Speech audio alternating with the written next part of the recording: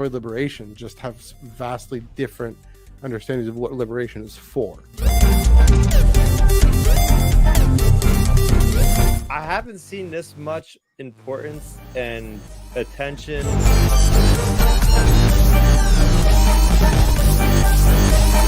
The story itself is a really wonderful, really great setup. Tractor beam has been engaged. Hello, everyone. Welcome to the Tractor Beam Comics Reviews, your one-stop shop for in-depth commentary and discussion on this week's Star Wars comics. It is Wednesday, July 16th, 2025. It's the 29th week of comics in 2025. Of course, next week is probably the second best after FCBD. We'll get into that down at the end of the show.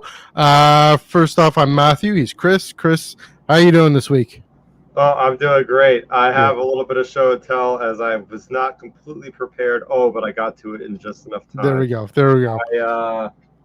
I have a bunch of High Republic cards. Nice. Yeah. They literally just got shipped to me because I did not want to go spend hundreds of dollars on these like last time. Yep. So I ended up getting the cards. I needed that. Some of these are like 50 cents or less. So if you're looking for cards, Matthew, you just go on tcg.com and you'll have your first official Star Wars High Republic merchandise in your hands. Because there's Varkion Row right there. It's a legendary. It's our card. Yeah. Okay, it's Vernestra Row. This is like a hollow of Vernestra Row. Oh man, look, this thing's so pretty. Right, so I've just shuffled. Oh wait. Oh yeah. So I found out that this is a token. It's not even a unit. I told my buddy, I was like, dude, that's freaking the Blader Brodota. That's nice. Quarter angle. Dual wielding sabers with his. Yeah. Dual wielding with the Force. There we go. They have a name Terror. Nice. And a cool thing, like it's very. They're not nameless though, but that's okay. They literally will steal the Force away from characters in this game. This one was like really deep cut. A Sorcerer of Tun from. Wow! Yeah. You showed me that one. Like, who are those? All right. Phase 2 Jedi Vector, and you get a bonus if you have a Jedi with a lightsaber upgrade. So nice. That's really cool because like that's how they really incorporated the actual mechanics of these things. The bases that you attack, this is Starlight Beacon or Starlight Temple, they call it, right? So you got that. You have some Nile Marauders. There we go. Cool. They have Raid, which means they just do more damage. Attacking Strike Ship. Strike Ship. Nice.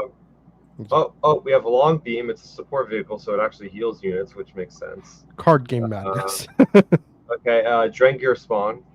Nice. They are they're kind of hard to see on the stream there, but that's okay.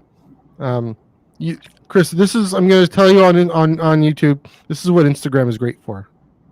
Just putting that out there. Just letting you know.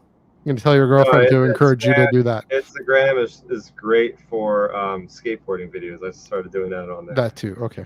Oh yeah, you'd appreciate this one. It's not High Republic, but Shinati. I also have the. Who is that? Oh, it's Shin from Ahsoka. Oh, Shin. Okay, yeah. The Creamsicle Jedi. Yeah, I also have the Master as well. But yeah, I'll take the time. I know we got a busy show tonight, but I definitely want to show those off. There you go. I feel like I'll have the opportunity to procure some Star Wars merchandise in the next week or so. Again, I'm teasing that. We'll stay a few minutes because there's a lot to talk about there. Yeah. We'll brush this up real quick. We'll get there. Yeah. So let's get the plugs off the top. You can follow us mainly at Blue Sky at Iron Cannon Pod. Of course, that's the Iron Cannon podcast, but also Tractor Beam Comics Reviews. That's Blue Sky, ioncannon.bisky.social, and you can follow everything Chris is up to, including his skateboarding videos on Instagram at StarRaptor, and also youtube.com/StarRaptor, StarRapter, and Twitter at StarRaptor, StarRapter. Also, if audio isn't where your speed, that's why I spelled it out, even though you can video folks can see it on the screen there, but spelled it all out. Every night after we're done recording, I'll throw this guy up onto Spotify and Apple Podcasts. So please do check that out if audio is more your speed. Last but not least, we are proudly part of the Star Wars Underworld Podcast Network. Here on the Underworld YouTube channel, we have Super Chats We have YouTube memberships. We are grateful for any and all support you're willing to provide. If you chat with us, we'll get to your comment as soon as we can. If you super chat us, we will interrupt whatever we're talking about to get to your comment, because we are grateful for any support you're willing to provide. But yes, either way, grateful for engagement, grateful for the chatter down below, as long as it's respectful, as long as it's constructive and all that. But yeah, last but not least, also the Star Wars Underworld Discord server. I believe last Friday they did was the like K-pop something Demon Hunter thing or whatever. Demon Hunter, yeah, which looks fun. They did that. I think they might be doing a games night this Friday. So also we're chatting about Trials of the Jedi, chatting about Superman, chatting about all these other things. Yes, that Detective Comics film, that is great. So down in the Discord, I know Chris twice now. That's how much I enjoyed it. Yeah, it's a great film. So we're chatting all about that. And Chris, I saw you were doing like exchanging online like friend codes for video game networking. I don't know. I'm an old, and I'm not a gamer. Yeah, Nintendo Switch. Yeah, a friend of ours, Jesse, just got one. I have one, so I'm like, all right, everybody get connected. Let's play some Super Smash Brothers and whatever else we can play together. That's what that was. Okay, I'm an old, and I'm not a gamer. So what do you know? There we go. I know I'm young at heart. But yeah, check out the Discord server. Link in the description below. And yeah, the water coming in. The water's fine. But yeah, without further ado, gonna bring up one last time. We got 4 books to talk about, but these 2 we'll do in one go, as we like to do. Like to combine when we can. Not always, but you know, this time it makes sense, because these spoil Trials of the Jedi.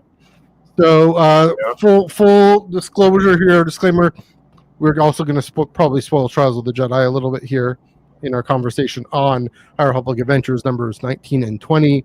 That's, of course, written by Daniel Jose Older with art by Harvey Tolibau, colors by Michael Attier, letters by Comicraft's friend of the show, Tyler Smith, and Jimmy Betancourt, and cover by Elisa Romboli. Scripture for number 19, the fates of the Starhopper Jedi are revealed.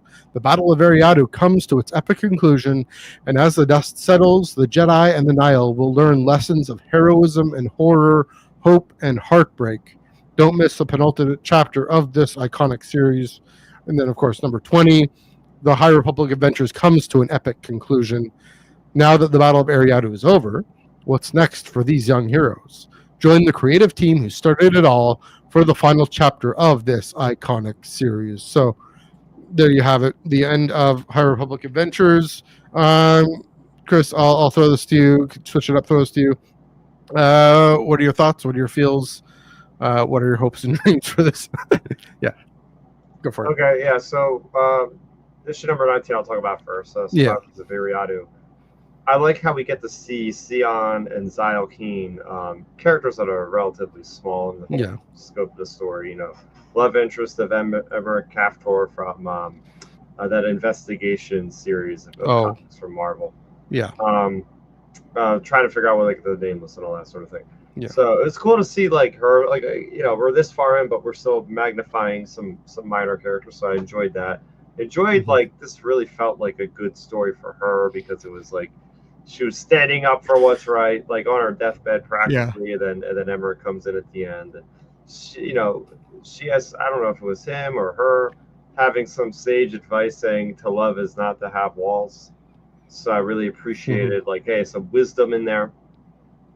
But yeah, I told you this. I was like, hey, you know, there's spoilers in here for the book, because if you didn't read the book, you would have been like, wait, why has Kantam been knocked out or grievously wounded? Like, what happened there with that whole situation? So yeah, it was like, okay, definitely read the book before you read this comic, because A, you'll be confused, and B, you'll be like, oh, I didn't want to know that yet.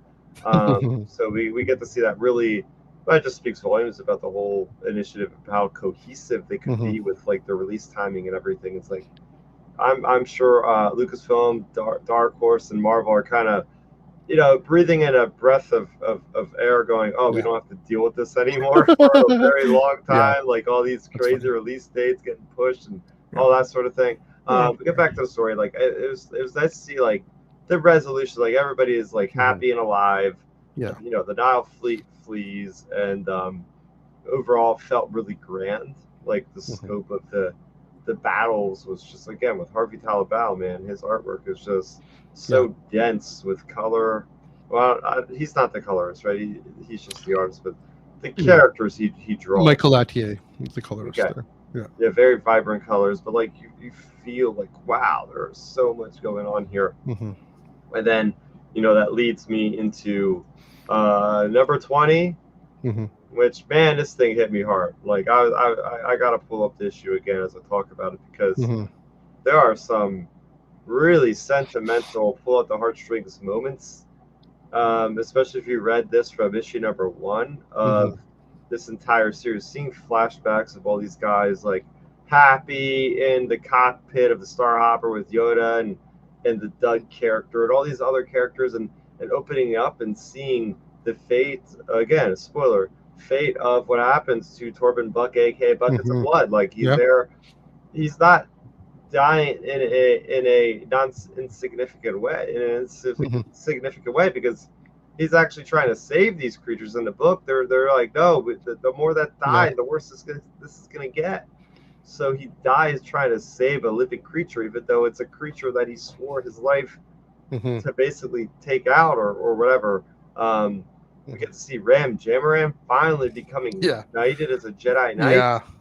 Like, gosh, there's just so many emotional, like, relationship things that come together. Like Lula Tolosolo, Z Morala, you get to see Farzala and I was gonna say Nautilin, the Nikto female that was from like the Jabba storyline on Nar Shaddaa. Like, she got some time to shine there. Like, you get to see Sion, you get to see Emmerich embracing at the end.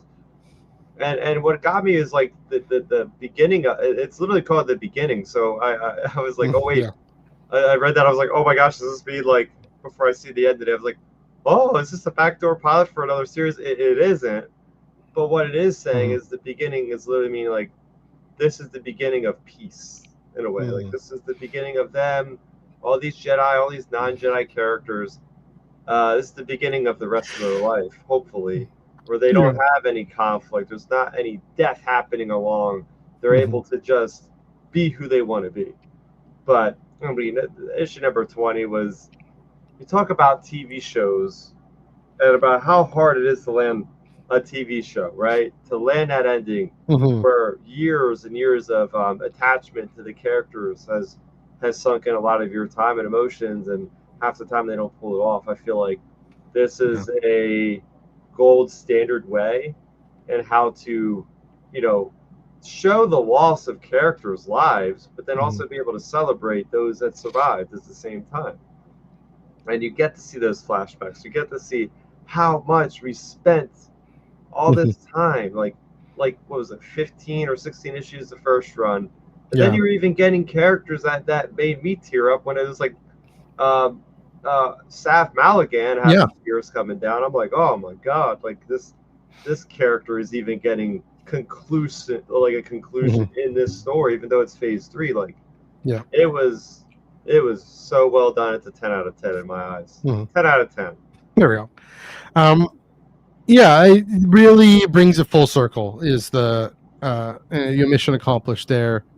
We talk about the beginning and the end. In the marketing, if you will, around Trials of the Jedi was the end of the beginning, right? That the whole initiative is the beginning, for the rest of their lives. Of course, also with Trials of the Jedi, especially for what the Jedi, what the galaxy ends up becoming in the next 200 years. This one is more focused, I agree, on the specific characters, where they come together and they're free to be themselves, to hopefully live a time of peace. Phantom Menace, it's a time of peace in that way. But it was definitely, I love that it did tie up a lot of things from, specifically it was focused, and that's the thing, it was focused on what Daniel Jose Older himself and Alyssa Wong and everyone who worked on the High Republic Adventure specifically had built in. I mean, brought in Crash, brought in Crash's girlfriend, I forget her name. the singer, and who Marella Marella, The like song, the yeah, song overlapping everything was so yeah. So it really, like you said, pulled the heartstrings. In issue number 19, seeing Farzala hit the Starhopper and the meaning of that sacrifice, that the ship was their home. I know that like issue 18 had set that up, but here we see it happen, and how he's able to really take the shot and pull the trigger and really take down the warden. Interesting also, of course, having, here's the spoiler, in the background of what Blade of Bardata did. Blanking on his name now. Weird. You just showed me a card of him. Porter did to General Vice, and how that's also in this and everything with the Adrens and all that. Yeah, I really again, full circle moments here. I did find also to say, I'll continue with the positives first, is Zyle Keem and Sav Maligan and all the, Zyle Keem in a way is a callback to Phase 2, in that their mother or grandmother was part of the Night Cracks, and that's Sav getting all mixed up with them and coming back. So yeah, really, Daniel must have planned all that out, but did it effectively, like you said. The one thing I'm really scratching my head there is with Cyan and Emmerich. I like it was really, again, effective continuation of the story from Trials of the Jedi. I'm glad I waited because it was an exciting moment in the bunker there with Emmerich. Sorry, my names are shaded. Too many characters in High Republic. I think when it all comes down to it, like I got to do my video on like everything good and bad. That'll be one of the things. Like maybe a little bit too many characters in this. Yeah, there's that. But like Emmerich, Kentum, and the Eriadu, the Tarkin, I forget his name, but Navage, yeah, and what they're up to. So again, this is High Republic. Everything interconnects. So that was exciting. That was really well, but with all these characters, they did a great job of switching the scene, almost like we were talking with Gareth Edwards, in Jurassic World and Rogue One. I was able to switch and make it feel logical, like it flows well.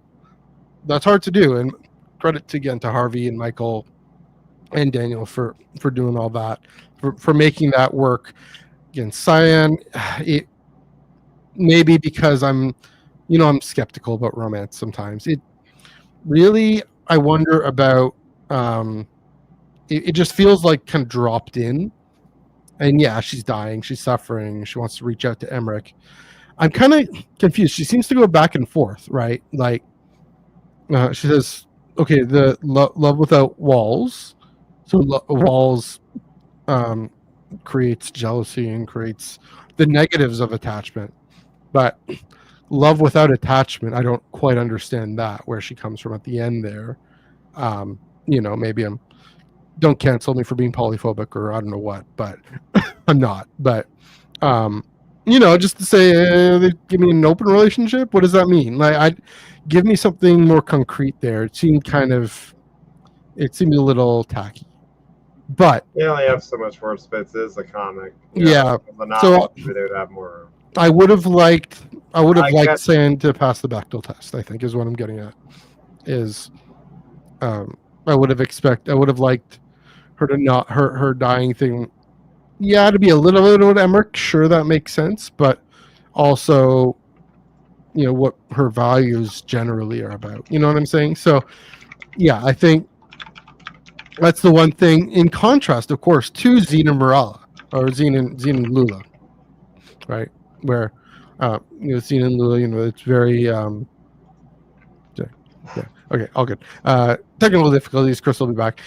Xena and Lula, where that was such a really well-written romance story, and even made more poignant when Kentum dies, and Lula, all the memories of Kentum come flooding back, and from the novel, from those flashbacks, of when they were her master and she was the Padawan, and really full integration, and then still, okay, there's an attachment. Lula and Zine have this attachment called marriage. That they're married, and now, I mean, that's another thing that this conclusion really brings full circle and makes more poignant is Lula's really now able to be fully herself with Zine. I think those memories, I mean, this is the point of that song, right? Is those memories define you, and that's both I mean, that's just how life works. It's how selfhood works. Our perception of where we've come from. It's also kind of it's a bittersweet moment because the memories they've had over the last 3 years are deeply tragic. You know, you have, like you mentioned Buckets, who I love that he was in this because, again, bringing it back to the High Republic Adventures characters, he was a High Republic Adventures character. He was a DJO character that he sacrificed to Charles.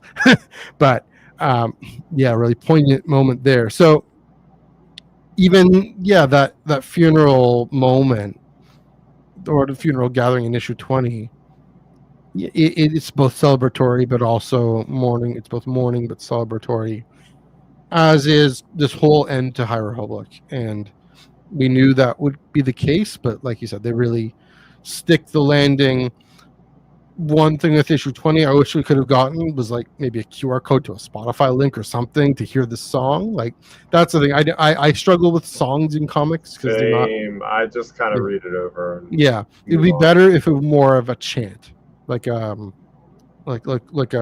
response, call and response, not a song, but a ritual, spoken ritual thing. But that could work. I mean, we could read it like that too. But yeah, it definitely. I like the use of it. I definitely like the use of it to say this issue isn't really going to tell a story. It's going to, Tyler, we're literally talking about your work here, talking about the song in issue number 20, to tell the story, but to say that this isn't really going to tell a story, but it's going to communicate a feeling, and yeah, so that works, but. Yeah, some different things, but they had to finish it up, and they overall I agree with you. They really stuck the landing, stuck the ending of this whole High Republic. Check out our Monday from our Trials of the Jedi review. Joel, Dom, and I all agreed that really stuck the landing. And then we got one more thing from High Republic, the publishing initiative, period. And that comes out on the 30th, but. That's all I got for HRA 19 and 20. Any last thoughts before we move it along? Yeah, it's the end of an era. The end of the era. I mean, we really didn't come across too many issues where we didn't like them, right? These were solid entries in Star Wars comics, and they were even better than most of them because they actually had things to say and stories to tell, characters that we didn't know where they ended up. So it really made it more exciting and more fulfilling for me personally to go, we don't know the fate of these characters. Anything can happen. You can make big swings with them, big things for a young, not even young adult, just young readers. Comics were pulling some big swings for even the age range. So even as an adult, I really appreciated this. Yeah, big swings. I mean, that's High Republic is one of the biggest swings, the biggest swing publishing has ever done. And so Joel was comparing it with New Jedi Order. I think this is bigger than New Jedi Order. I think this is the biggest thing Lucasfilm Star Wars publishing has ever done. And yeah, here they are at the end, and it's such an achievement. I repeated what I said on Monday.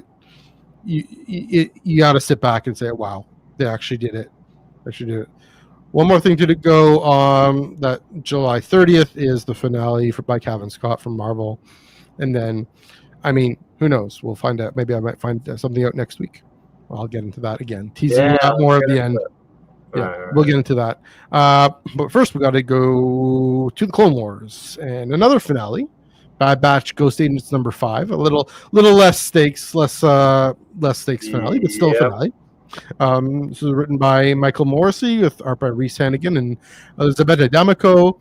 Also colors by Michael Attier. Also letters by Comicraft's Tyler Smith and Jimmy Betancourt. And this cover is by Valeria Favoccia. The Bad Batch survived Aurra Sing once, but her mission isn't yet complete, and the clones will have to face the bounty hunter a second time if they want to save her next target. Clone Force 99 put their lives on the line in one final confrontation with the notorious assassin. If they fail, it could cost the Republic countless agents and the entire war. This was fun. This was exciting. Again, reminding me, just even on the ship when they're when Hunter's trying to tell Tech to slow down. Yeah. You could just hear the voices in their head. Again, Michael Morrissey really nailed these characters, and yeah, just everything all the way through. The way Hunter or Ray Wrecker likes to wreck stuff, wreck the clankers, and clankers are coming up later. Yeah, and just how threatening Aurra Sing is. I mean, this. Oh, I we read see that. her in Clone Wars. Yeah. We see her in Clone Wars. She's pretty threatening there, but here she's pretty darn deadly, and Yeah. she takes on all five of them, or all four of them rather, whatever it is, and they just escape narrowly with the help of this double agent. And yeah, that was cool. Even those helicopter drone things, kind of like taking a page from the in reverse time wise, but from the Inquisitor's lightsabers, the little helicopter things that let them descend. But yeah, I was satisfied with this. I would have loved it. It seems like there might have been a version of this where it was a bit of an ongoing, where they could go down the list, and the second arc would have been them saving the rest of them. But they got the list. It was convincing enough, right? That they got one kind of standing in for all of them. And a really exciting, fascinating look into what the Republic, what kind of intelligence operation the Republic had going. Maybe one reason why they won. It's not the main reason why they, because Palpatine made them win. But yeah, it was a good, solid ending to a solid series. I hope there's not Ghost Agents, but Bad Batch something else, because they left it open with. Oh yeah, there's a novel coming out in 2 weeks. Oh yeah, the novel's coming out, but I don't know. Is that novel going to connect with this comic? No way in heck. Yeah, because this is way further out. Okay, because they was it? Well, I mean, just I want to see an anthology. I want to see another Bad Batch, because they said go to Obi-Wan. He's got your next mission. And that's not the mission on Skeko Minor. Wait, I was gonna say, isn't that the same mission? No. I hope not. They left it open. It could be, or it could be something or not Skeko. Well, that ends up on Skeko Minor, but it could be, but it doesn't have to be. Obi-Wan could have had more than one mission. Maybe that's how he knows about them. Pass them off to Anakin. But yeah, I definitely want more from this. Again, nailed the characters, because that's the thing. The Clone Wars arc that ends up on Skeko Minor, really showed how amazing these characters work together. Enough that they spun a whole 3 seasons of a show off of it. And Michael Morrissey and the artists really, again, got their voices down so perfectly. Of course, D. Bradley Baker. I'm hearing him in my head in all these different guises. This is worth doing more going forward. I'm glad we're getting the Kit Fisto comic. That are getting these 5 longer connected series, like the 5 issues. But yeah, give me more of these Bad Batch stories, because they were fun, they were exciting, they were intriguing, and yeah, I'm here for it. So that's, nothing too deep to talk about there, but that's what I got. What are your thoughts and feels on Bad Batch Ghost Agents #5 and on the run as a whole? Yeah, I think that this was exactly like you were saying. Like you hear the voices of these characters in your head. And that's just such a great thing to say about the writer, right? I'm sure he's happy to hear that from people like us, because I'm sure it's not easy to sit down and be like, Mhm. okay, people watched hours of this show, know these characters inside and out. People make costumes of these characters. They love these Yeah. characters. How do I not mess this up? You know, Mhm. like that's a lot of pressure when you're dealing with prominent characters like these that already have a lot of storylines. So the way this feels like, hey, this is just an adventure that just never made it to the screen in the same way that like Dark Disciple Yeah. was for Christy Golden wrote that, Christy right? Golden, yeah. It was help from Lucas's daughter or something. Yeah, Katie Lucas. Katie Lucas. Yeah, so it's in that same vein. We're like, yes, that's how good this is. It feels like it is part of one of these adventures. Mhm. And I love how Wrecker finally gets satisfied with the mission, because this entire time Yeah. it's been like, let's do what we don't usually do, and that's subtlety, subterfuge, and stealth. Yeah. And they just get to go ham on the droids and just Mhm. demolish the droids in such a satisfying way at the end here. Where it's like Wrecker finally gets what he wants to do, in the same way that he does in one of the episodes where he finally gets to detonate the bomb. I think it is from the Clone Wars. Yeah, that's the Clone Wars arc. Yeah.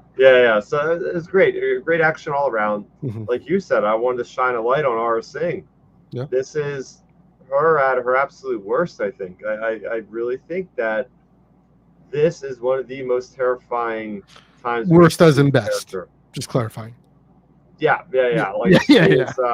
Most dangerous. She earns her notorious status as a bounty hunter this era of the timeline, with just being so cunning and planning these things out. And like you said, her prowess of taking on not just any clones, but genetically modified clone commandos, taking these guys on.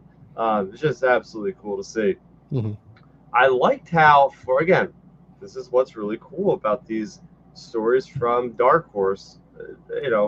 Say what you will about the IDW comics, but they never got to go this deep on stuff for young readers. But having a plant in this separatist commander that was so undercover that he didn't even give up his cover until he absolutely was sure that they were going to be able to get him out of there. I thought that was so cool. I want to see more of that in Star Wars. It's got that Andor Rogue One kind of feel, you know? Yeah, that's true. The double agents. Yeah. Double eight. This is something I didn't expect from an all ages book. I'll be honest. Let's get more of this. I know we got that game coming out next year. The new RTS game, Zero Company. Not RTS. It's like a tactic game, but close enough. But that gives me vibes of that. Okay, you got these different characters going around, but and I was like, wait, are they leaving it? That's where I wrote down my notes. It's like, oh, this seems like it's gonna go right into the Clone Wars episodes. I don't know. You left it open. Go get Obi-Wan. I'm like, maybe Obi-Wan was the one that gave him the directions to go assist on that plan. I'm gonna have to go back and watch the episodes now. But even if he was, it could still be a different mission. This is our way of saying we want more of these comics. By the way, yeah, I definitely agree. RDW they're fine with the Star Wars license, but Dark Horse is definitely both books. Well, all three books, both series we've talked about tonight, really are great examples of them just letting these younger audiences take weightier stories. Of course, High Republic has done that even with the young reader novels. But yeah, here's Bad Batch Ghost Agents telling us an entertaining story for that old fogies like us are interested in too. So there you go. Old fogies. I don't know. I'm old. I don't know. Speak for yourself. I'm not that old yet. You're not that old. Yes. Anyway. Dennis the Peasant. All right. Any more thoughts on Bad Batch before we move on to our last you book? said, I mean, that was the deepest thing that I appreciated from this comic is hey, let's talk about agents in deep cover, which, I mean, when you look at the namesake of the comic, I guess in a way you would kind of expect it from something with that title, Ghost Agents. But it's cool learning more about the Republic, learning more about the Separatists, right? I always like to expand the universe when it comes to Star Wars and these ancillary materials like comics and all. So good to see. Yeah. Tides of Terror #1 also comes out July 30th. So there you go. Or is that true? Yes, that is true. Yeah, it also comes out July 30th, so that's gonna be interesting. Got the Hierarch finale and Tides of Terror #1.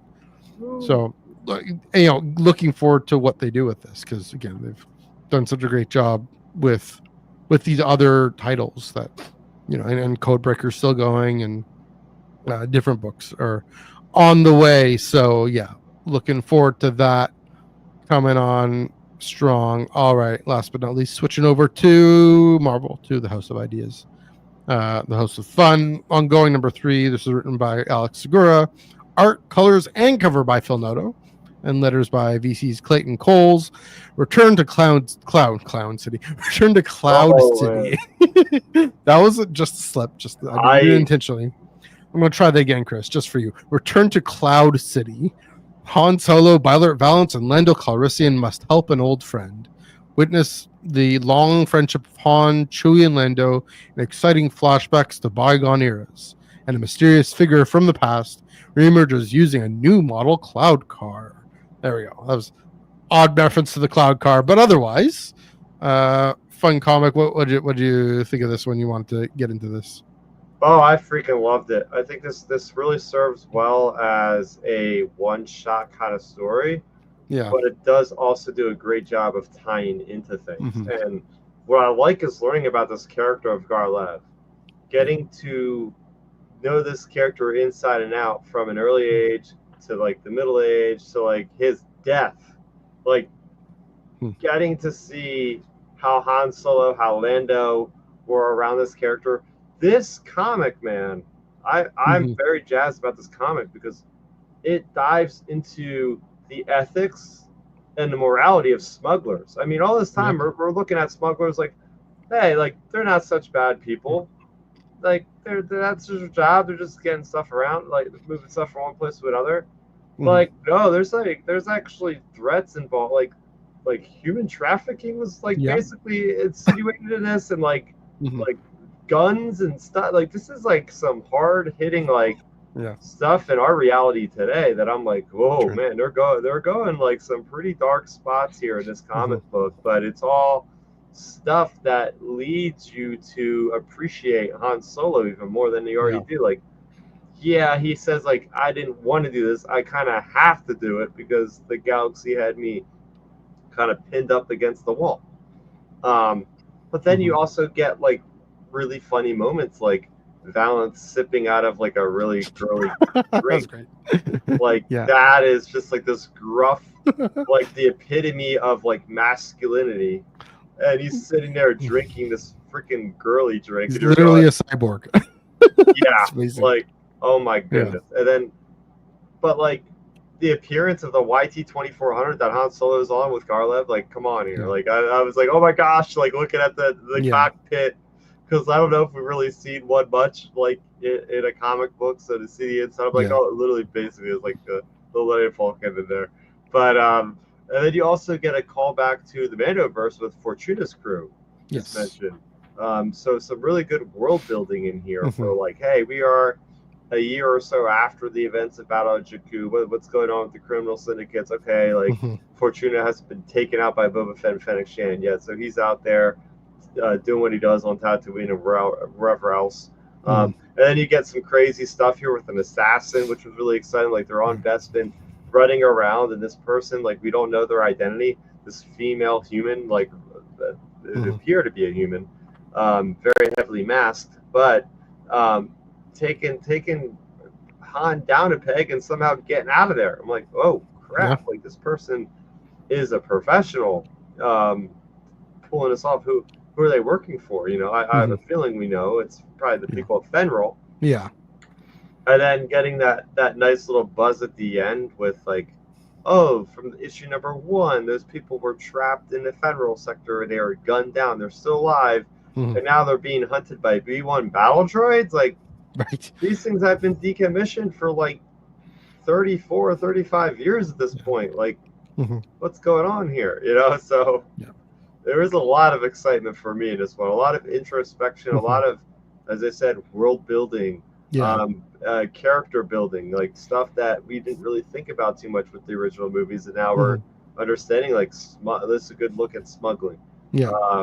So yeah, this is another like 9 out of 10 if I were to give this a score. This is a standout for the series so far for me. Clankers in Bad Batch makes sense. Clankers in Ongoing, pretty funny and pretty great. You know what? I mean, it speaks to how this whole Fenril situation. They're just this separate entity that is taking what they can get, probably, and you know, who knows who they're being funded by, if they're being funded at all. You know, only they're being funded by probably the rich folks who turned down Leia and Mon Mothma in the negotiation. I do. On that note, though, I do think Garlev starts to tie everything together. Right? There's everything, like I mentioned with Leia and Mon, the diplomatic situation that is also tense. There's Luke investigating. He's investigating the incident. He also him and Rin show up in this one too, right? And that was an interesting, good character moment, that Luke having to rely on or communicate better with this is his flight partner, basically. Not basically, she is his flight partner, and he's not used to that. He's used to going solo, and here, I mean, he had Red Squadron, Rogue Squadron, but Dak on Endor, but not Endor on Hoth. But here he has to really communicate to Rin, and she's got these frustrations, and so she voices them. And so that was, again, great character moment. He's investigating the this mysterious equipment that is being stolen, and that involves the Republic. And then Han, Lando, and Beilert, this Garlev fellow, but that of course ties in, I think, to the guy Luke was sent to go, the guy who whispered in his ear, and how, again, trying to get all the details together, but I don't think this really felt. I know what you mean by one shot, in that it's kind of anthology. It's kind of jumping around between the three storylines, but it's really starting to feel connected and feel like it comes together. Sorry about the sneeze. Oh, sorry. Oh man, I'm okay. I'm fine. I'm okay. It really, feels like it comes together, and sorry, everyone. Oh, there we go. I'm okay. Feels connected. I think the visual of these species being so distinct, I forget what they're called, but that it really helps say, these are these people. It's kind of reminding me of Thrawn, like almost the Ascendancy, or no, the Thrawn Alliances, where they find the Pathfinders and this reveal, and these are more vulnerable Chiss. Well, here are more vulnerable members of this species. I mean, it's a question of, well, that's the thing with human smuggling versus human trafficking, is this complicated issue, because they look the same, but they could be very different, right? Human trafficking is, I mean, they're both putting people in vulnerable positions, but human trafficking is kind of about slavery. Human smuggling is about freedom.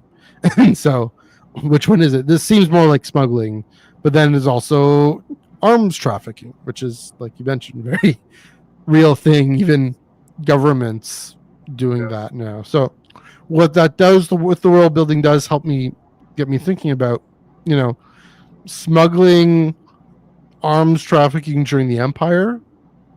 We kind of cheer for it a little bit. We're getting people to safety. We're getting people to freedom, getting weapons to the rebellion. Yeah. But in the New Republic, things hopefully have changed, where, you don't want to be doing these things necessarily under the Republic's nose, because they could actually help. Of course, they're smuggling them out of this whole Fenril situation, if whatever that political entity is called. And I mean, what I love about this, of course, is that none of this is spelled out. Alex just tells us the story. He's getting his people out. And these are my people, Mhm. getting them out.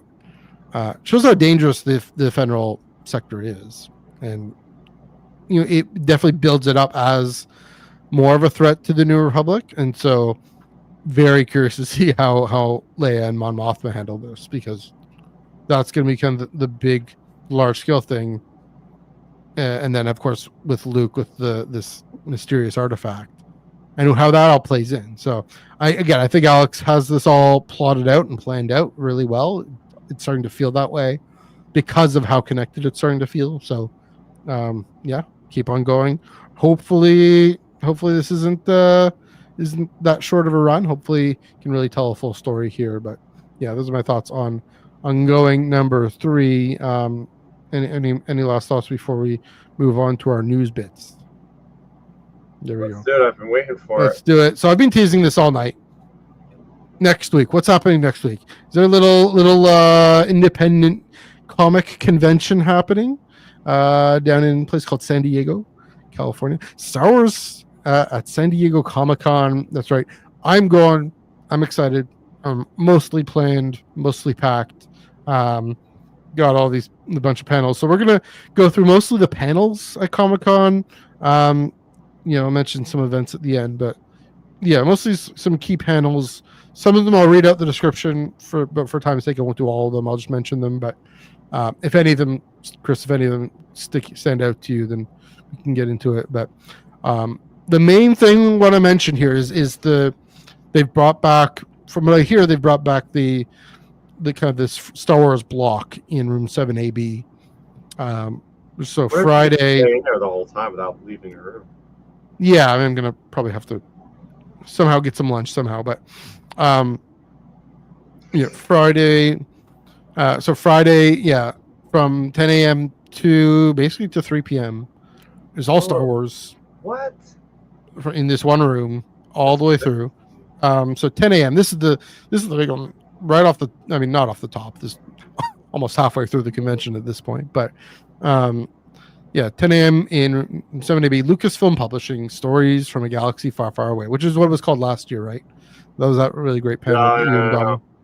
Wasn't it? No, okay. Because they had Star Wars Outlaws, so it wasn't just publishing; it was video games. So okay, but it's still Stories from a Galaxy Far, Far Away, right? Yeah. Anyways, this is just publishing. I'm still excited for that. I'll read the full description for it. From the days of the High Republic to the rise of the First Order, join storytellers from across the Star Wars galaxy to hear behind-the-scenes stories from authors Tessa Gratton, Sue Lee, Ian McCaig, Charles Soule, and more, and be the first to see sneak peeks and hear exciting reveals from upcoming creative projects, and moderated, of course, by Mr. Michael Siglain, the author and maker of all good things in High Republic. There is a time conflict with an Ashley Eckstein panel. I think that's in one of the hotels. She's on a podcast, but yeah, I'm staying in room 7AB in the convention. Then 11 o'clock, Lucasfilm high-end Star Wars collectibles with the Lucasfilm employee, apparently by Brian Merton, who's a Lucasfilm employee, I think. At noon this might be my lunch hour. I don't know. Star Wars and More movie memories. Actually, no, I might stick around for this one. Star Wars and More movie memories with Craig Miller. He also did a few other movies, kind of behind the scenes special effects, I think. And then another big one for us, Paper Cannon fans, Star Wars at 1 p.m. It's Star Wars books from Random House Worlds. So the force is strong with these books. Darth and Turnus himself, Tom Hiller, the editorial director at Random House Worlds. Gary Munoz is an editor at Random House, and some guy named Charles Soule, who wrote some little book called Trials of the Jedi, and audiobook narrator Mark the Cannon Legend Thompson. I'm embellishing the description in case anyone's they're wondering. announcing a new Charles Soule book then, basically. Maybe not. Anyway, they discuss the epic conclusion to Star Wars High Republic. This always happens. I'm happy for that. And take a deep dive, here it is, into upcoming books set in a galaxy far, far away from Random House Worlds. I mean, there are a few books coming out there. And then at 2 is the Hasbro panel. And that rounds up the Friday block. So before we go into other ones... let's talk about it, because I have a lot to say. Yeah. So, I mean, definitely, I'm excited. I mean, from what it seems to me, it's 1 p.m. is just the adult novels. Yeah. just Random House Worlds, and then the 10 a.m. is everything else, right? Yeah. Well, though Charles is in that too, but that'll likely more be comics and YA and other things. So, I mean, Ian McKegg also talking about High Republic there. So, yeah, I mean, pick your favorite twin here of these two. Which are you more interested in, or what do you think of these? I think it's interesting. I do, because last year they had like the whole big panel that me, Ben, and Dominic and Chris were at, and it was pretty cool. It was like everything all at once, everything: video games, comics, movies, all that. And you all right? And it was just very fun because it was like one hit after the other. Okay, we're getting this. Now we're getting this. And it was all moderated by Patton Oswalt, which was just hilarious. Right. He was just like making jokes the whole time, like, "Oh yeah, art not final." It's like, what is this nonsense, But looking into it, like the details at the panel itself, like the first panel, you had mentioned some names that I don't think I've done Star Wars yet. Did you? There's a couple names I didn't recognize. Sue Lee. Yeah, exactly. Yeah. Who is Sue Lee? Yeah. What are they doing? Because I've never. Are they doing the First Order novel with in October, the young adult novel? Maybe that's. I don't know. Who's looks like she's a comic book creator. Oh, I think she's a comic book artist. All right. So we'll probably have a new announced book she's doing artwork for. Yeah. Tales from the Nightlands. Oh, okay. Fair enough. I gotta say something about it. Yeah. Oh wait, Kevin Scott's doing that, isn't he? Yeah, that's the why Tales, and that's on Eriadu also, I believe. That's why he's there. I want to really say I hope he's not there just to promote that. I hope Ian McKegg is there. I hope he's there to be like, we are continuing the High Republic. Here's some really cool sketches of concept art for Keith Trennis and her trials and tribulations spinning out of the High Republic initiative. We're going to keep it alive.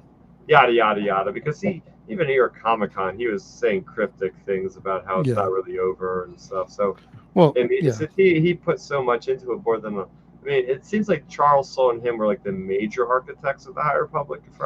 Daniel Jose Older too, but like I don't think Claudia Gray seemed like she was doing a ton of stuff with it. But the other three seemed like, I don't know, I could be wrong. But Kevin Scott is super passionate about it. So I could see if anybody, he's going to be the one to kind of keep the torch lit there for that whole initiative for a while. So I could see him talking a little bit about that. Yeah. Maybe we'll get another mini series in there somewhere. I would like to see if they say anything about the ongoing. I'm very curious about that. Are they going to acknowledge, like, hey, is this only going to be limited now or what? Yeah. I want to know. Yeah, I'd be good with hearing behind the scenes stuff with Ian McKegg. That's the thing. I'm kind of weird in that I like look back panels. This will probably also. Well, I guess I'll probably talk about Trials of the Jedi and Random House Worlds, but you might talk about it here. Might talk about the 10 o'clock one too, but how long is Legacy of Vader?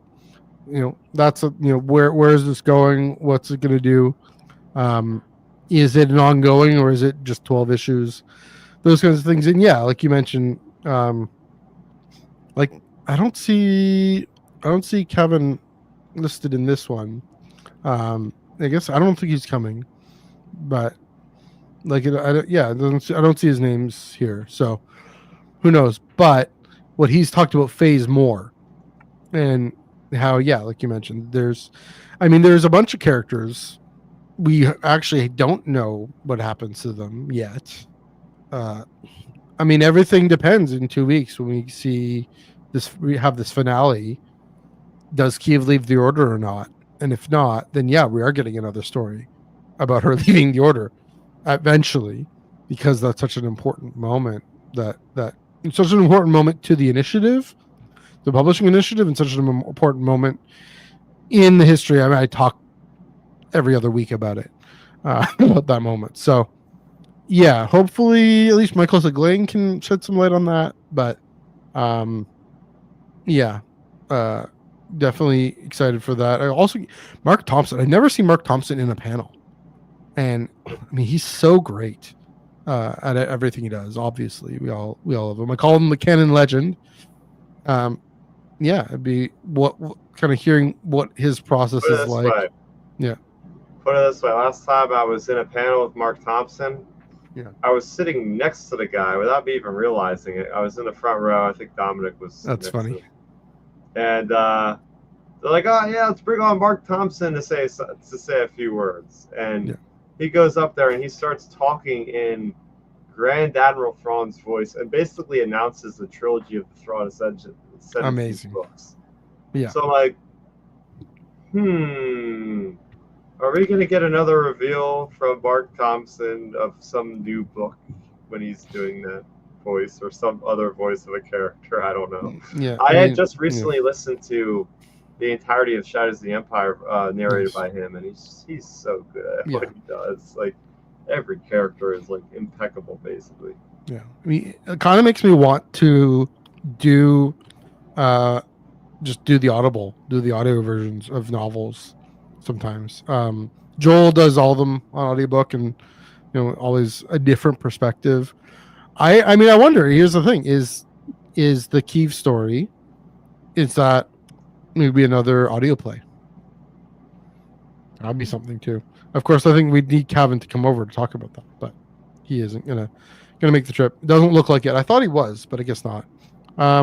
Wait, he's not going to be at the panel? I don't see his name. Oh, it says and more. So maybe, I don't know. Does social media say something? Let's see. Actually, he might be there only because Dark Horse has announced that he's signing. So he's doing a signing. So yeah, maybe he will be at that panel. So that'll be interesting. But like, this is the Lucasfilm publishing the 10 a.m. one, and not the Random House Worlds one. But Random House Worlds does the adult audio dramas too. Yeah. Right? So yeah. There you go. I know we're not talking about comics anymore. We're definitely talking about a whole bunch of stuff. But yeah, whatever. We're talking about everything. Fine. So yeah. That's the main Star Wars block. There are a few other panels. If you have anything more to say before I move on to those, or dang it, Lucasfilm, you skipped out of video games. You skipped out on the darn animated series. You don't even have Vision there. What are you guys doing, man? I know what you're doing. You're saving it all for New York Comic Con. There you go. There we go. So you'll get that. You'll get that one. There's some other panels. Some interesting ones. Thursday at noon. This is in the Marriott Marquis Marina. So this is offsite, but still very much part of it. This really interesting panel: Star Wars Andor from Resistance to Rebellion.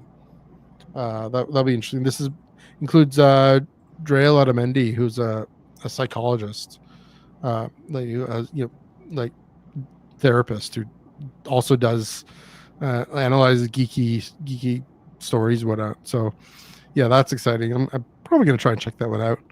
Also at 4:15 in room 6A, the superheroes behind Iron Man suit, Superman, and the Mandalorian. So it's kind of, again, more behind the scenes special effects things. Here's another interesting one. Sunday 10 a.m. Room 24 ABC. Yours, Mine, and Ours. I'll read the description for this one. I probably can't make it, but it looks interesting. This is a good backup. These authors tell new stories within and beyond the worlds we know.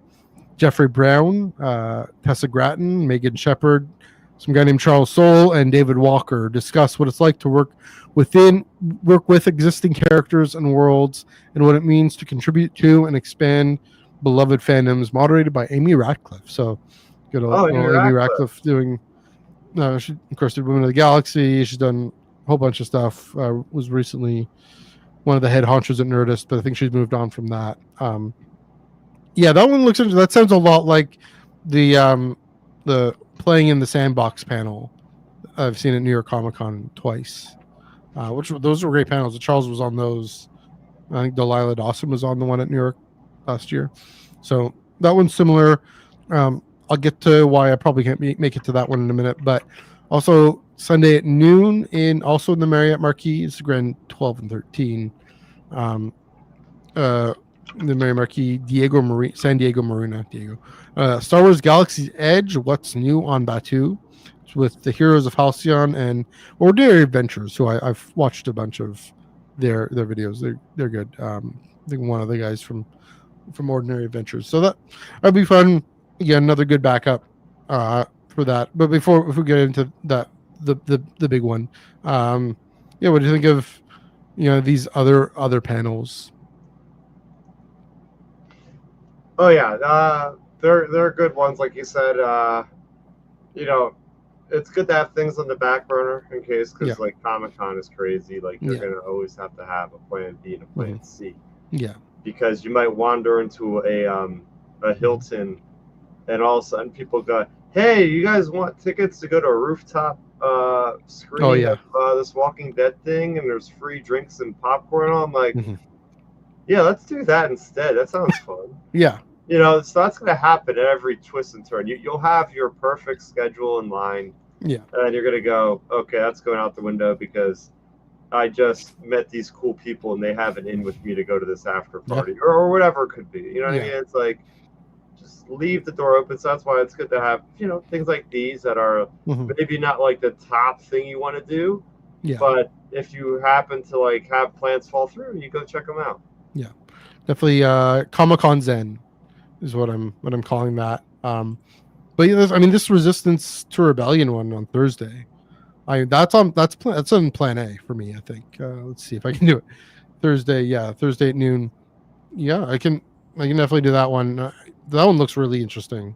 But yeah, and then the Yours, Mine, Ours, the Sandbox one, that looks interesting too. But then there is this other panel that was recently announced later. Sunday at 11 a.m. Hall H. Sneak peek. Lucas Museum of Narrative Art. Legendary filmmaker George Lucas. Academy Award winner, director Guillermo del Toro. Academy Award winning artist Doug Chiang explore the power of illustrated storytelling and offer a sneak peek of the Lucas Museum of Narrative Art, moderated by Grammy, Emmy, Academy Award nominated, and Golden Globe Award winning artist Queen Latifah. George Lucas is coming to San Diego Comic-Con. I had a bunch of people send me this one. This is bonkers. Like, usually, from what I understand, there aren't panels on Sunday, Hall H panels on Sunday. From what I understand, it's just mainly Friday, Saturday, Thursday, Friday, Saturday. They're opening Hall H just for George. Talk about basically. All right, talk about a museum. You're waiting overnight for that one. No, I'm not. I'm not waiting overnight for. I'm going to wait for the wristbands, but like in the afternoon Saturday. But like one of the wristbands is so you don't wait overnight. You don't have to wait overnight. Yeah. There was people waiting overnight last year. That's crazy. Like they want to be front of the line. Oh, okay. Also, if you find a group that is super organized, like I just did, like today, literally today, that you can have this rotation shift and all that. So, yeah, but it looks fascinating. I mean, here's the thing about this panel is, it's super interesting. It's George Lucas. It's Guillermo del Toro, Doug Chiang, it's Queen Latifah, for crying out loud, talking about a museum. It's going to be kind of like this history lecture. So either it's going to blow the doors down, or they should have had it at Ballroom 20 or Indigo or something. This is the question. Nobody knows, but because it's George Lucas, you could have just said George Lucas talking for half an hour, and it probably would have filled the Hall H. Never mind. So that's bonkers. He's never been to San Diego Comic-Con. Yeah, so I'm doing my best to get into this one. How do you even get the wristbands though? Because people are probably gonna be waiting like the day before to get the damn wristbands. So there's the next day line, and you camp out. So the park, what's it called? What's that park? On the marina. I have it written down here. What's this park called? The marina called? I forget what it's called. The Embarcadero Marina Park South, which is where Well, they'll give out the wristbands, and you can camp out on the park all day. You just can't bring a tent or, a sleeping bag or a chair for more than one. You can't leave stuff, but you can definitely camp out all day, and that's where people will stay all night, possibly.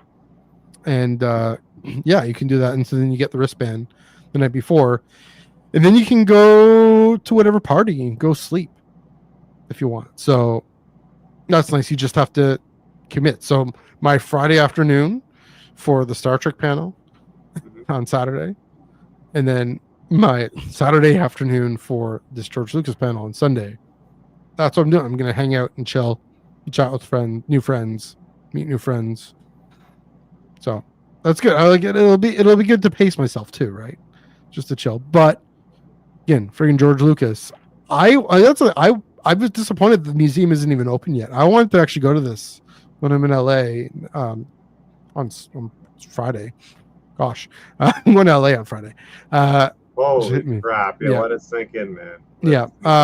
I wish this museum was open because, like, I'm a nerd. I'm interested in opening up the hood and seeing how the car runs. It's a good American Graffiti reference there for you, George. Oh gosh, don't say that. My transmission just blew my car. Oh, sorry. I actually saw American Graffiti last night. But anyway, gotta go car shopping after this call ends. Yeah. So but the metaphor being, behind the curtain to see how the stage works, and so I'm super interested in this. Again, the influences behind Star Wars. Let me tell you what an important example of narrative art are comic books. So, probably the most important in our time of static narrative art. So, yeah, I mean, manga. There's also manga. There's also cave walls. I'm interested in it all, so I'm looking forward to this. And of course, have I actually ever seen George Lucas in person? I don't think I've actually seen him in person. So there you go. Wow. I'm hoping he shows up to Celebration. I can't imagine him not. Like, they'll pay whatever absorbent amount of money to get him to show his face for the 50th anniversary of Star Wars. Like, he's gotta. He's gotta. So as much as I'm like jealous of this, I'm like, well, there's a good chance he's gonna be there. Yeah. Hopefully. So, that's the thing, and that's also part of Comic-Con Zen is that there will be other opportunities for that. But I've always wanted to go to San Diego Comic-Con, and it's happening, and it's happening for real. And I'm waving the Underworld banner at San Diego Comic-Con. So if you're there, if you're listening to this, if you're watching this, if you're there, you know what I look like. Say hi. Come hang out. Especially that Friday morning. I will be in 7AB on Friday morning. Probably get there early so I can make sure I get in. So yeah, that's Star Wars San Diego Comic-Con. It looks like it's got a pretty good. I'm satisfied with what we got here. I know you're disappointed because of the lack of video games and lack of screen stuff, but I'm always good with the paper stuff too. Also, I'm going to Mos Eisley, so check that one out. There are like 70 tickets left for that one. Skywalking Through Neverland, the Wolofskis, they're doing a meetup the same night as Mos Eisley, I think. They're doing the Star Wars trivia, so that'll be fun. In cahoots with them is the Virtual Cantina Star Wars Celebration group. They're doing a meetup. Believe that is Saturday night. So hopefully I get my wristband and then I book it over to that meetup. My George Lucas wristband, book it over to that meetup. So yeah, check that out. And if you're there, if not, hopefully we'll see on the Underworld socials. Ben giving me the keys to the car so I can drive. Sorry, Chris, for the car metaphor again. I can drive the Underworld socials car all over Comic-Con. Don't want to do that. Don't want to cause any damage, Matthew. I'm going to keep going. Oh, That there will metaphor. be cosplayers of cars. You could find a way that these people Yeah. make amazing costumes. I know. I was being like little go-kart like Nice. car things running around the floor. It's nuts. true. Although I was making a metaphor that, Ben will be hopefully posting stuff that I send him from Star Wars, from San Diego Comic-Con. Both the Underworld account and a lot of Star Trek stuff on Culture Slate. Hopefully going to be able to do some stuff for them as well. So check that out over on the Culture Slate channels, socials. But yeah, that's about it. Trying to think if there's anything else Star Wars. I mean, there's the Hasbro booth, or the Star Wars booth. Wait, The there's Hasbro a booth. Star Wars Hasbro panel you missed. I mentioned it very briefly. Oh, It's 2 p.m. It's at the end of the Friday block. Definitely hoping to get that Revenge of the Sith Black Series set. That's hopefully make a beeline for that on the Wednesday. That's the plan there. I mean, do you have a reservation for it? Or how's They that didn't work? do Hasbro didn't do the reservations this year. What? Nope. Well, Funko good did, luck of course. good luck getting that. That's all I gotta say. Unless, well, I've heard they've had tons of them. They had In previous years. tons of the dual set that I have behind me. Yeah.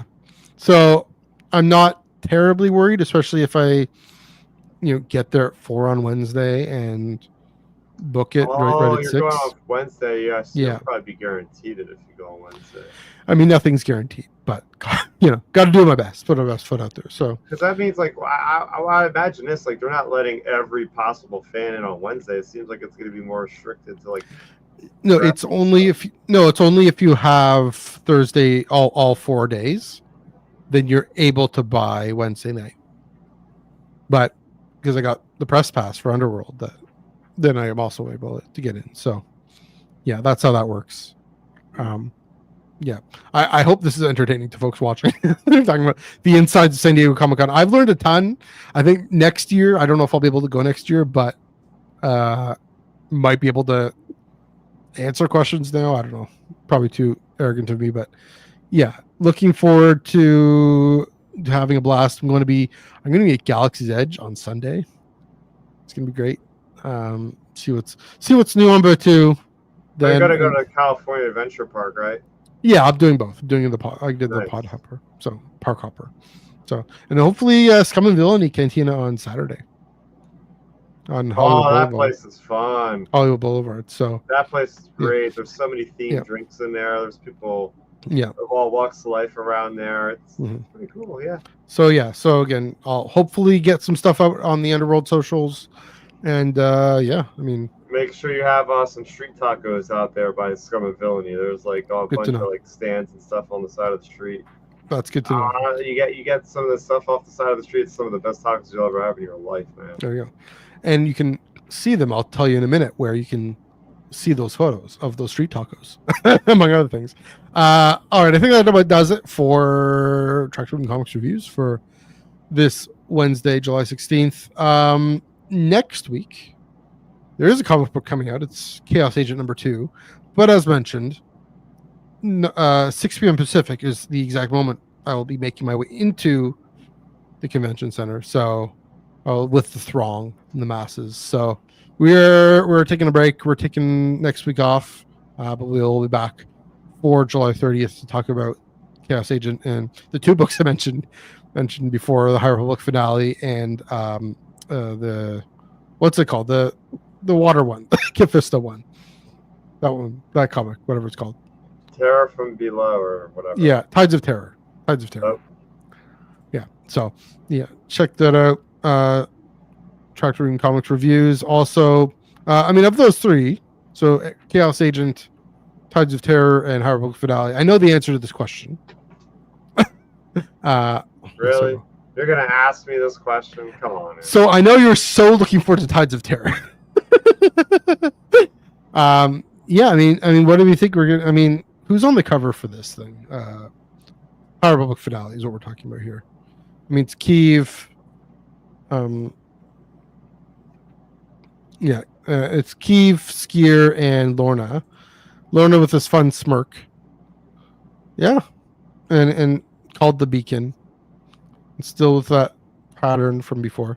What are we thinking? What are we thinking we get in this comic? Or leaving the Jedi Order. That's the only way you can end it. Yeah, in a one shot. I don't know. It's a good question. Maybe. I mean, what happened? Yeah, Kevin's built it up, but They got to capitalize on it. There's been moments of disruption and things where she's thinking of like, what's going on here? Like, how would you not follow it up and end it? You know what I mean? They can't end in a pretty bow. Like, they're going to end with something like that, and then maybe even in the back of the book, they'll have like, oh, tune in November for the next chapter or something for the thing. And I fully expect them to reveal it on, was it Friday at Comic-Con next week? Reveal that story, so we'll already know it's coming by the time we read this. You know how Lucasfilm is. That's how they do. Yeah. Possibly. I know what they'll do. Yeah, I know what they'll do. What do they do? Let me interrupt real quick. They'll do what exactly happened when I was in Santa Monica 2 days before freaking Comic-Con. They released the Battle of Jakku information and barely talked about it at the panel. I don't even think they actually talked about it at the panel. They're like, so funny. It's like, guys, why are you doing this now when you have a whole big captive audience you could reveal this to and pomp and circumstance? You're just going to put in a StarWars.com article? Really? Yeah. That's what will happen. Yeah. I expect that to be out like next, like maybe on 2 days. Tuesday. Yeah, Tuesday. Like, because we had that joke, right? We're like, and they're on a random Tuesday in November. Random Tuesday in July. No, maybe. I mean, it would be silly. They could easily. I know how contact management systems work. You can easily schedule an article to go live after. Yeah. It's very easy to do, but I wouldn't put past them. In terms of with Kyiv, well, I'll say this: I won't be surprised if they end it with if the last words of the High Republic are "I'm leaving the Jedi Order." That could be the very last words of the whole initiative, which would be bonkers, but wouldn't be surprised. Or if they end it with a nice bow, but she still has doubts, and they say for Kyiv's next chapter. Either way, now I'm leaning towards the first thing, but the thing I've always talked about is a one-shot comic enough? I mean, again, you're right. They've built it up, especially going all the way back to the audio drama in December. But I think this once, they'll do it again. Remember how they ended issue number 5, where they're like, "Oh, come back to see the rest of this in a one shot." Yeah, like come back to see the rest of the story in a new ongoing. Just in Fear of the Jedi, writing along the line there. Yeah, so it seems likely, but we will find out in 2 weeks. I might find out sooner, but probably not. I hope not. I also want to be able to sit down and read the comic too. So be good. But looking forward to definitely looking forward to Chaos Agent and Tides of Terror. I know we are, but definitely High Republic finale. Pick up all the books that we talked about tonight at your local comic book shop. Pick up Chaos Agent next Wednesday at your local comic book shop. And again, if you're at San Diego, say hi to me. I'll be there. But until then, Chris, thanks for joining in. Where can they find you on the internet? Yeah, you can find me on youtube.com/StarRaptor talking about DC Universe a little bit more than Star Wars these days, because Star Wars has kind of hit a lull for the most part. DC is ramping things up and kicking ass and taking names with Superman out. I reviewed that. Absolutely loved it. Seen it again a second time in IMAX. So I'm over there talking about it on Twitter. I'm talking about it on YouTube. Facebook, I'm talking about it. I'm just happy to see the tides have turned now. Marvel, a little bit on the downside slope of things. DC is ramping things up to be the predominant force in the comic book fandom. I believe it. In comic book movie fandom, it's going to happen. Harken my words, everybody. So There you go. There you go. Yeah, twitter.com/StarRaptor, YouTube.com/StarRaptor. Yes, they'll be on top for a whole week, and then Fantastic Four. You never know. There's Anyway, a lot you of know, baggage with that movie, man. Look at every movie that has come out before has not That's true. done well with that franchise. that's true. But you know, I'm rooting for Mouse House. You know me. But yes, Superman was fantastic. I agree. But yeah, looking forward to seeing Fantastic Four in San Diego. It's gonna be fun. You can follow me on Instagram at my personal at MNEUG1138. Just a note there, if you follow me, and I'm gonna put my stories under close friends because I don't want to flaunt too much that I'm going to Gavin Newsom land. I'm going to the United States, but so if you want to see my Insta stories, give me a follow and then just let me know. Send me a DM. Otherwise, yeah, follow me. I will have beaches.foodie, all the travel eats. I'll keep that up public on Instagram as well. At FOODIE. So yes, those street tacos from LA. Looking forward to that. Also on Blue Sky and Threads, MNEUG 1138, and on Twitter at NEUG 485. Again, bring this back up here when I find it. Yeah, looking forward to really fun week. Hopefully get that Elzar Man lightsaber. If it's still in Geo's lightsaber, it's still there. And yeah, everything San Diego Comic-Con coming up. It's imminent. But until then, see you in for 2 weeks. See you in 2 weeks. But until then, happy reading.